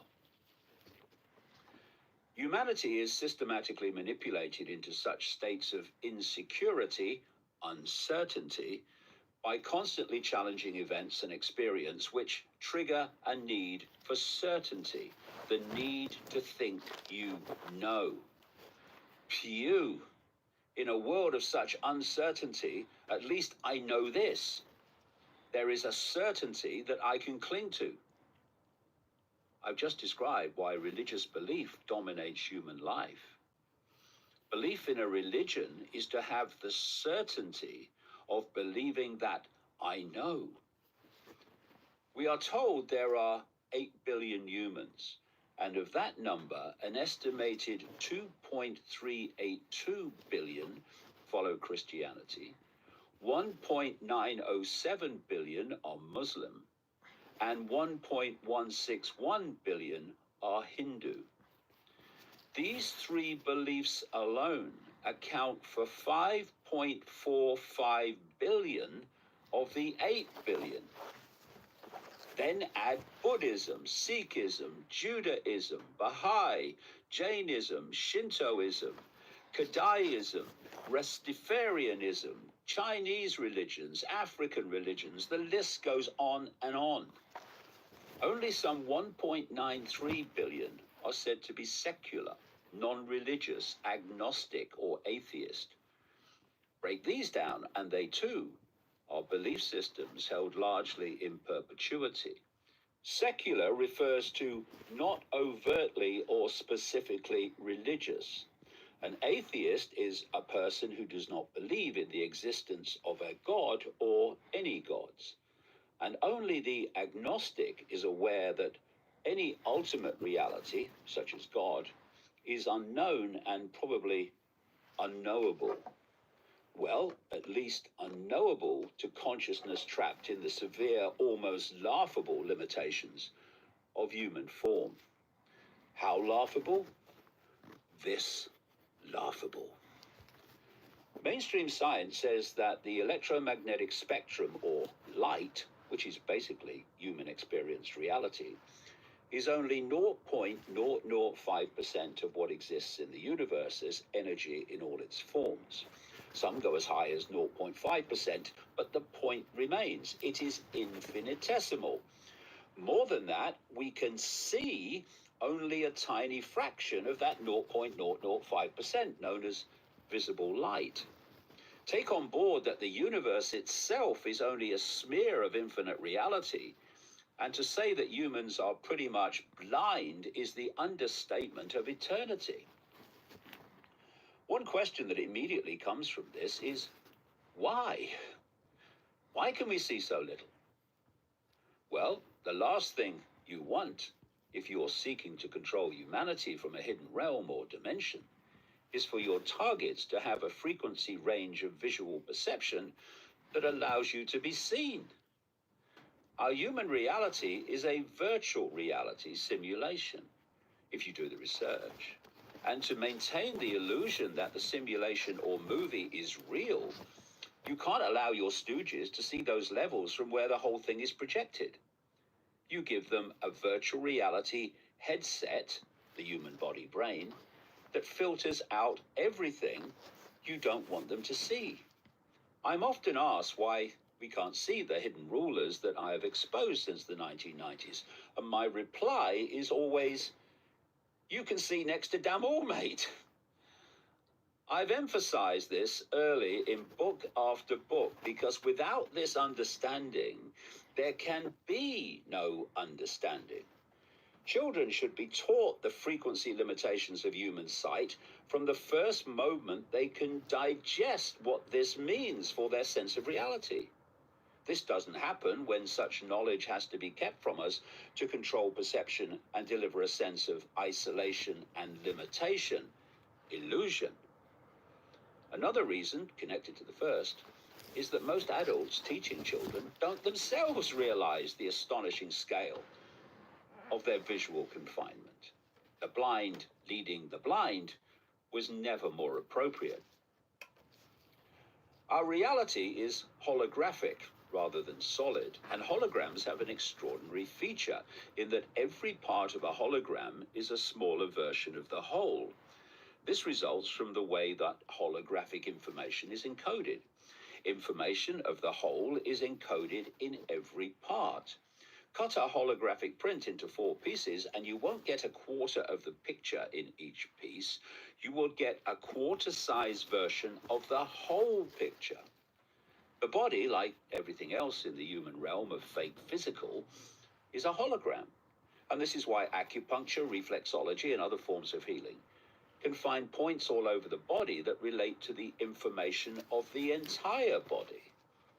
There are points in the ears, hands, and feet, which are smaller versions of body organs that follow the holographic principle of as above, so below. These can be used to affect those organs through the body's interconnected nature. Skilled palm readers can see the whole body reflected in the hand for the same reason. I'll expand on all of this as we go along. The great majority of the human race believes they know what they need to know thanks to religious and scientific religious belief, and seek to indoctrinate subsequent generations with the same delusion. The global cult achieves this through repetition programming from the earliest moments of human life and through childhood intimidation, guilt, and fear. This is what happens to you if you don't believe what I tell you. To me, this is child abuse. Some simple facts reveal this truth. Those born to Christian families in the southern states of America will invariably become Christians. Kids in Muslim families become Muslims, Hindus become Hindus, and Jewish children follow Judaism. This is clearly not because all of them have decided through free thought that this is how they choose to perceive reality. Indoctrination, often intimidatory indoctrination, is how this is done. Each generation should be given access to all information and possibility available, and then respected in how they choose to respond. I hear people demanding freedom in the so-called alternative media, who would never define freedom that way. You mean I can't tell my children to believe what I do? You mean my children have the freedom not to believe in Christianity, Islam, Judaism, Hinduism? Never, they say. They then return to their demand for freedom from tyranny without seeing that they're part of the tyranny. Religions are prisons of the mind that build impenetrable walls around limited belief and block the exploration of infinity beyond them. I contend in The Trap and the Dream and other books that reincarnation of consciousness is the trap that recycles, quote, souls in and out of this insane reality for reasons I'll explore later. Judeo-Christianity and Islam don't believe in reincarnation at all, except for Christian Jesus. While Eastern religions, like Hinduism, say that reincarnation is necessary to learn lessons, to reach a state of enlightenment, to be free of the cycle on the Buddhist wheel of samsara. Either way, a non-belief in reincarnation, or a belief that it is God's plan, mean that any suggestion that reincarnation is a calculated trap is dismissed by reflex action. Such is the role of belief in preventing exploration of infinite possibility. How can we know more by refusing to go further than we think we already know, but don't? There is the essential component, whenever the few control the many, of divide and rule. We have religious wars and ongoing conflicts along the fault lines of ongoing beliefs. Divide and rule is a doddle once you have rigid beliefs to play off against each other. The fine detail of perceptual imprisonment is extraordinary.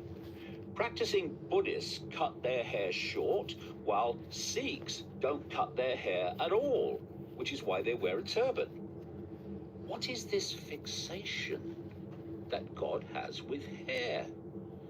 There's a similar obsession with uniforms.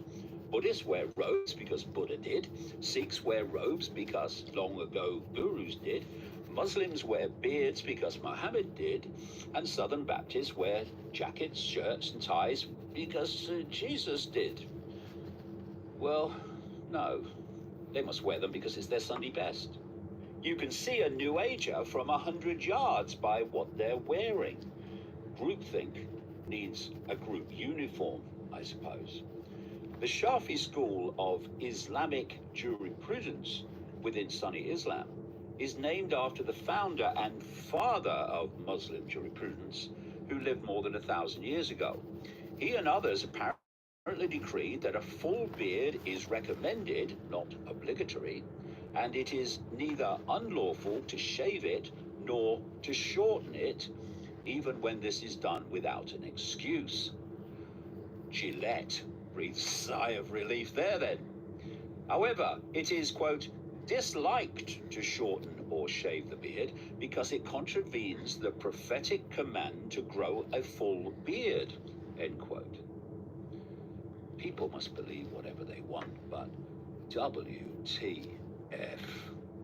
I read that an initiated Sikh is required to keep the following on their body at all times, day and night, regardless of circumstances: loose undergarment, wooden comb, iron bangle, unshorn hair, ceremonial short sword. These are 5 articles of faith known as the Kaka. You can recognize an initiated Sikh by their loose underpants. I must be a Sikh then. I show my faith by sleeping with a short sword. Thank goodness, it only has to be short. Move over, dear, your bum's on me sword. Oh, sorry, my love, I thought you were just pleased to see me. You have got to laugh, or you would cry for the human race. Each religion has its own funeral rituals, which God demands, even though they're all different. Hindus are cremated, ideally on a pyre near a river before the next sunrise or sunset, with the eldest son lighting the fire. Muslims bury their dead within 24 hours with the head positioned to face Mecca. This is where the Prophet Muhammad, founder of Islam, lived some 1,500 years ago, and that is considered enough to dictate which way Muslims must face when they are dead, or how they must pray on their knees 5 times a day. Everyone to their own, I guess, but is it their own? Or what they are told has to be their own? It's the latter, obviously. How easy it must be to control perception if you can program people to this extent through what is claimed to have happened 1,500 years ago, or even thousands of years before that. My mind is free so long as I conform to God's clearly schizophrenic will, as interpreted by the bloke standing at the front with a book in his hand. Muslims are divided into Sunni and Shia, and these factions can hate each other with a vengeance over their disagreement over the rightful successor to Muhammad after the year 632. It's a head shaker.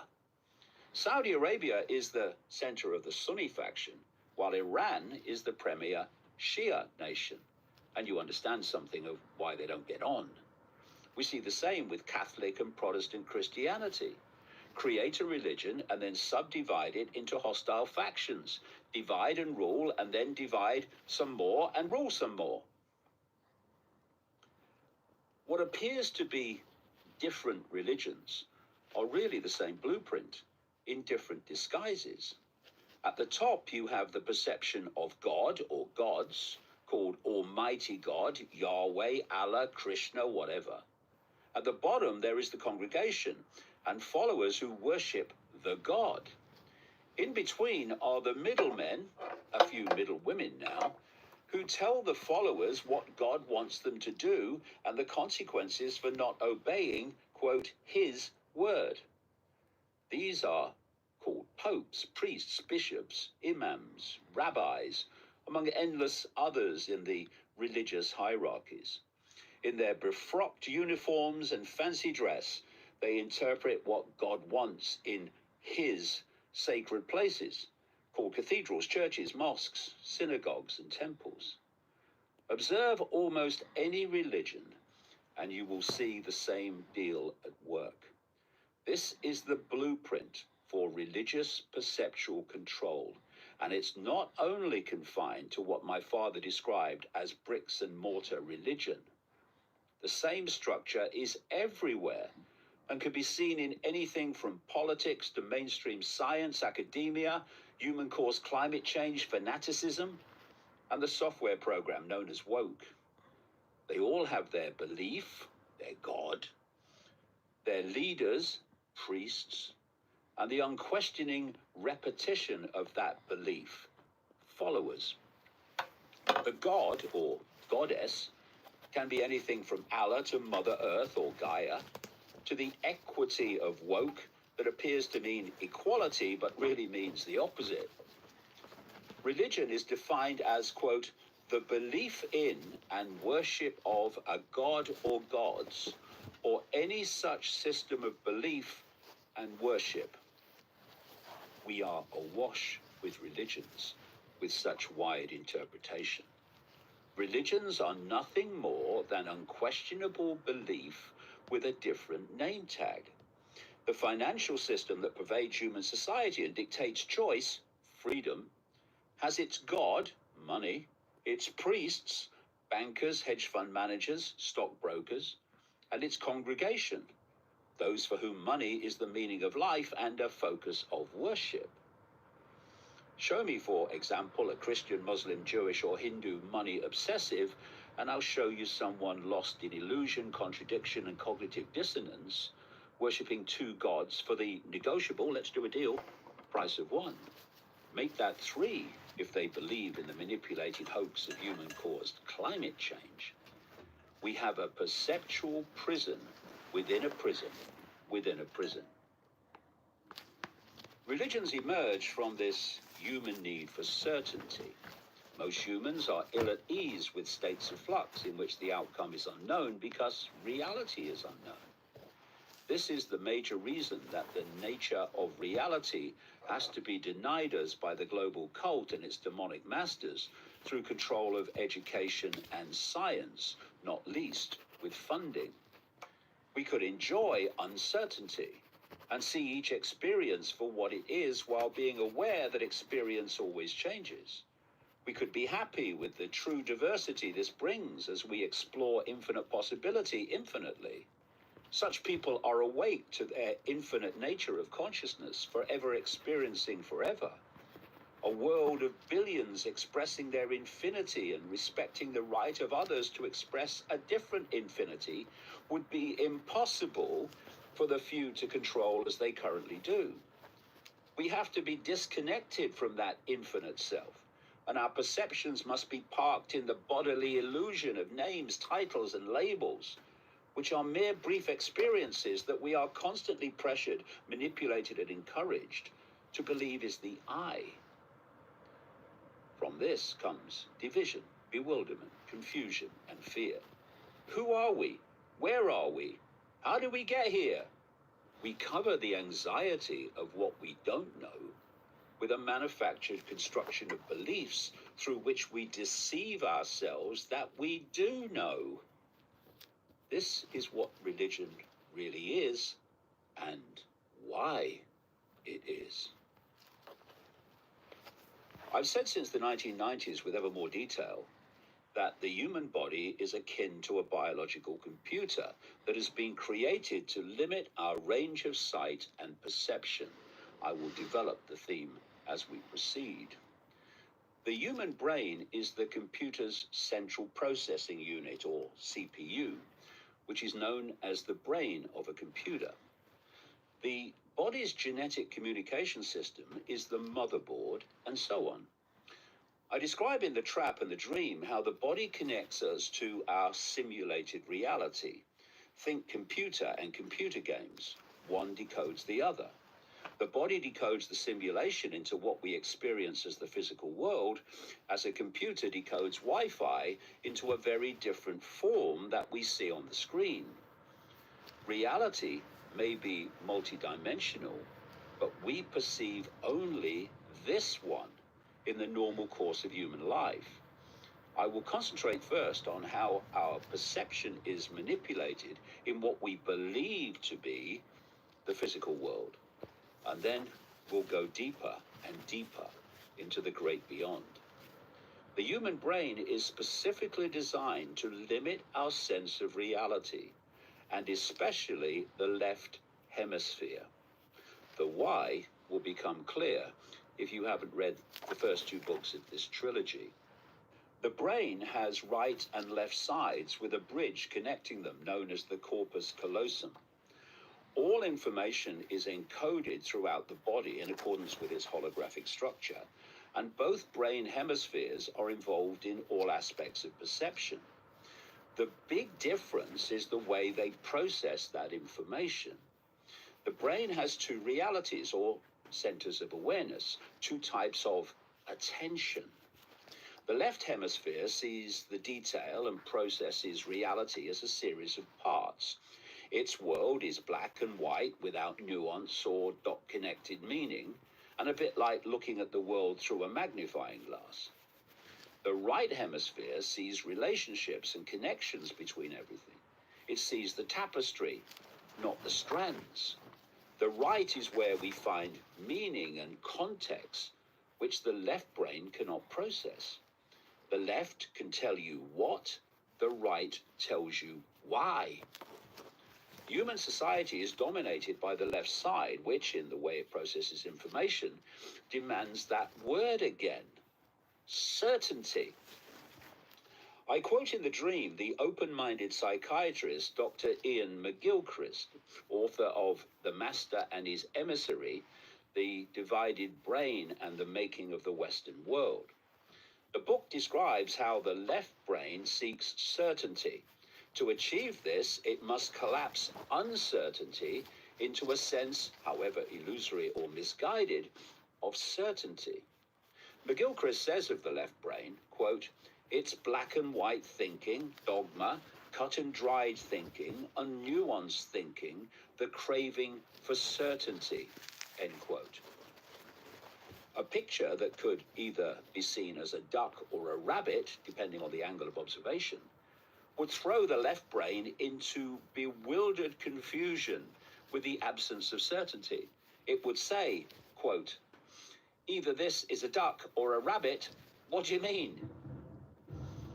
Mainstream science, academia, medicine, politics, media, and corporations are all locked away in the left side of the brain, and so is religion, which satisfies the need for certainty. If I believe in Jesus, I'll be saved. If I obey Allah, I'll be saved.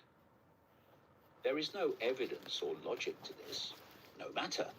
The certainty that it's true is all the left brain requires. From this comes faith. a faith in the certainty in the absence of supporting evidence.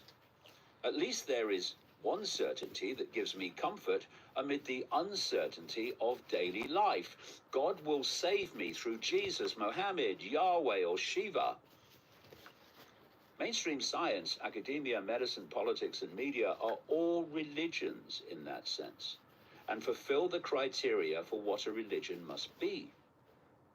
They follow a dogma that shall not be questioned, and those who refuse are the equivalent of blasphemers who must be fired, cancelled, dismissed, demonized, and ridiculed. Education indoctrinates the dogma of false certainty into each new generation, as it is designed to do by its creators. Education, as we know it, was established by the global cult, which also controls mainstream science, academia, medicine, politics, media, and religion. Left-brain certainty is expressed in the way that it perceives, decodes reality itself.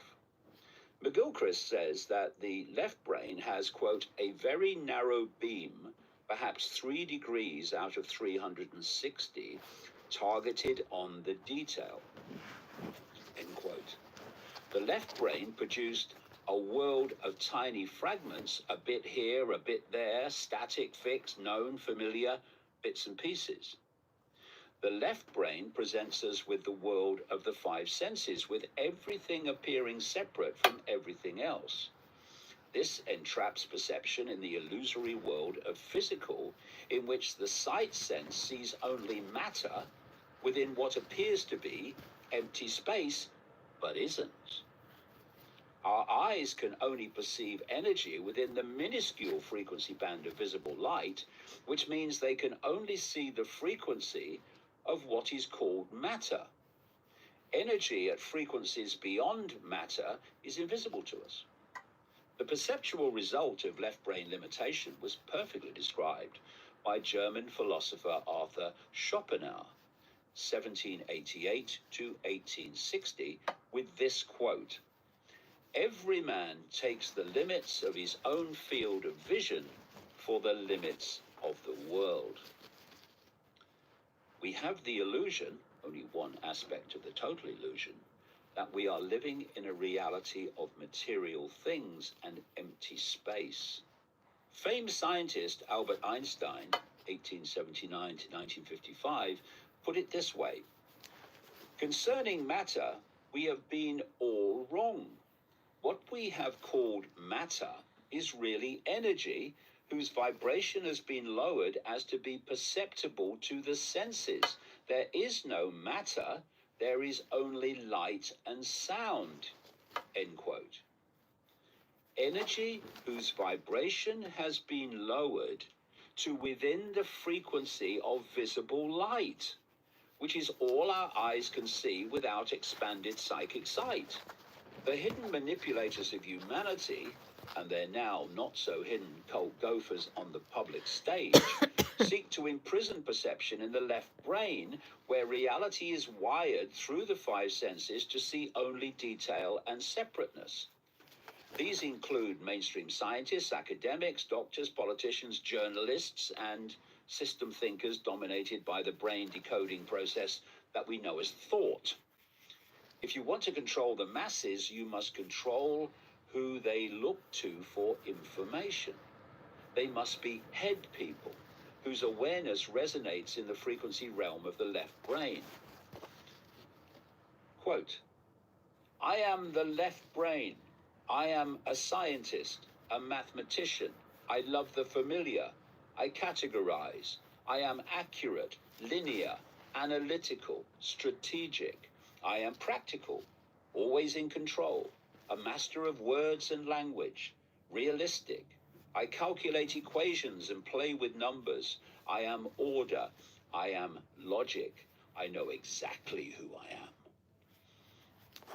The right hemisphere processes more expanded frequencies of perception to present a different sense of human reality.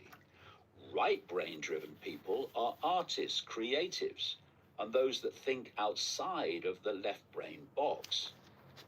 I am the right brain. I am creativity, a free spirit. I am passion, yearning, sensuality. I am the sound of roaring laughter. I am taste, the feeling of sand beneath bare feet. I am movement, vivid colors. I am the urge to paint on an empty canvas. I am boundless imagination, art, poetry. I sense, I feel. I am everything I wanted to be. Right-brainers are often mavericks with more expanded awareness and active imagination. They have the potential to see beyond apparently random dots to how those dots connect. It doesn't mean that they do. This depends on how much the right brain is activated. Some can be creative people, right brain, and yet still perceive reality in general through official narratives, left brain. Many who are creative in their field donned a mask, stayed at home, and took the jab during COVID. Extreme right brain people can be off with the fairies and find it difficult to function in a left brain society. It's about balance and to be in this world, left brain, but not of it, right brain. The corpus callosum bridge, a thick bundle of nerve fibers connecting the hemispheres, is supposed to provide that balance by sharing information and perception between them. The two distinct personalities of the hemispheres are confirmed by the fact that when the corpus callosum is deactivated, the person operates in two realities or personalities that perceive independently of each other. There are more limitations when communication between them is severed, often to stop severe epileptic seizures, and the hemispheres go their own way. This can cause literally a split personality, split brain syndrome, like neural schizophrenia. One side can do something or perceive something without the other being aware of it. Studies have revealed that people with a disconnected or non-functioning corpus callosum can be shown the same image with each eye, but the second one has no memory of already seeing it with the other. The right brain controls the left side of the body and vice versa. A woman having a stroke in her corpus callosum said that her left hand had, quote, a will of its own. The hand would close doors that the right had opened, close books that the right had opened, or snatch money back that the right had paid. They were making decisions independently of each other. The corpus callosum does not have to be severed to impact communication between the two sides. This can happen through malfunction, whether natural or systematic biochemical, electrical, electromagnetic interference. The brain communicates and processes information electrically and electromagnetically, and on one level has a chemical structure. Frequencies are decoded into thought and perception. Put that lot together and you have incredible potential to manipulate brain function and corpus callosum malfunction through electrical, electromagnetic, and chemical influence. What must be the impact on the brain of technologically generated electromagnetism, the cloud, as it moves through 4G, 5G, and onto 6G and 7G, as its reach is expanded across the world thanks to the burgeoning low-orbit Starlink satellite system of Elon Musk's SpaceX and other companies, including Amazon? The effect on the corpus callosum could, for instance, induce a state of cognitive dissonance, which is to believe two contradictory things at the same time while thinking both are true. Human society is drowning in this. Humanity is dominated by the left side of the brain through lack of activation or communication from the right. Corpus callosum blockages will be a major cause of this, although not the only one. Another reason is the lifelong bombardment of information and perception that stimulates the left brain at the expense of the right. The cult system seeks to influence this by emphasizing the left, putting the right to sleep, and suppressing activity in the corpus callosum bridge between them. This can be overridden if your mind is powerful and independent enough, but it can be a challenge given that brain programming starts at the earliest age. Calculated education, programming, focuses on left brain five-sense subjects, such as numbers, language, memorizing facts for examinations, and presenting the world as a place of apartness and division. At the same time, right brain stimulation is marginalized or deleted in the fields of art, music, drama, poetry, creative sports, and imagination through spontaneous ad-lib play and improvisation. When do kids of school age have time to play anymore and set their imagination free? The format of Western education, left brain indoctrination, has been established across the world thanks to first colonialism and then funding from charities and non-governmental organizations, NGOs. Life is lived through information, specialization, and reductionism, defined as the analysis and description of a complex phenomenon in terms of its simple or fundamental constituents, and an explanation of complex life science processes and phenomena in terms of the laws of physics and chemistry, end quote. Reductionism sees parts, not wholes. The result of all this in education can be seen in a major study by Kyung-hee Kim, professor of education at the College of William and Mary in Virginia, of large numbers of school-age children between kindergarten and 12th grade.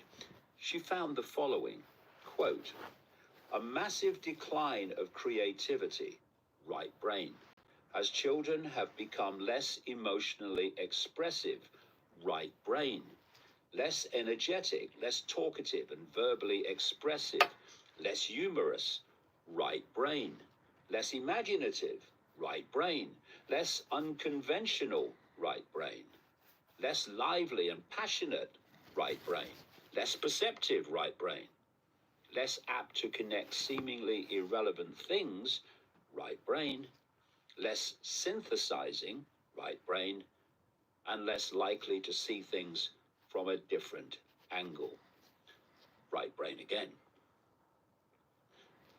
The control system wants us locked away in the left side of the brain, end of.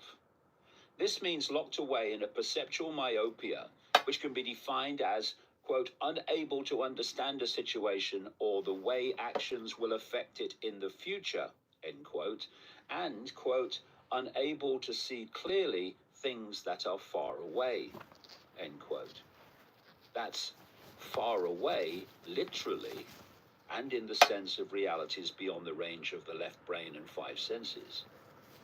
Global cult fake education is designed to slam the door, and the cult mainstream media, plus major tracts of the alternative, and societal institutions work to keep you there for the entirety of a human experience. This system is administered by those who are themselves left-brain prisoners, called politicians, journalists, scientists, doctors, academics, and most of the rest of the human race. Left-brainers perpetuate left-brainism, which means that those in full knowledge of what they're doing and why can be very few compared with the target population, and they are. Human society is structured as an overall hierarchy, the global cult, overseeing smaller hierarchies known as governments, corporations, science, medicine, finance, media, education, and many more. Operating through this is a system of carrot and stick, in which conforming to left brain reality is rewarded, or at least not condemned, while being right brain and whole brain driven is to be ridiculed, rejected, or demonized for the crime of being different. This cumulatively batters so many of the would-be different into left brain conformity. Emerging from this, or refusing to succumb in the first place, is called awakening.